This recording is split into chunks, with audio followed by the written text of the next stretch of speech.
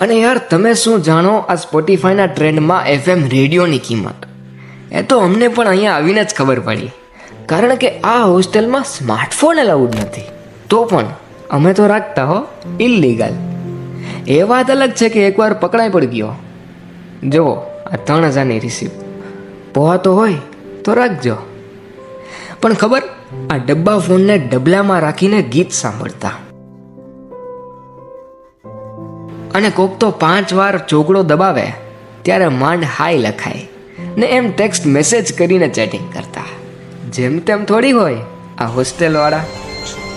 બહાર ચા પીવાનું મન થાય તો પણ પેલા પૈસા કોણ દેશે એના માટે પણ ભાગતા.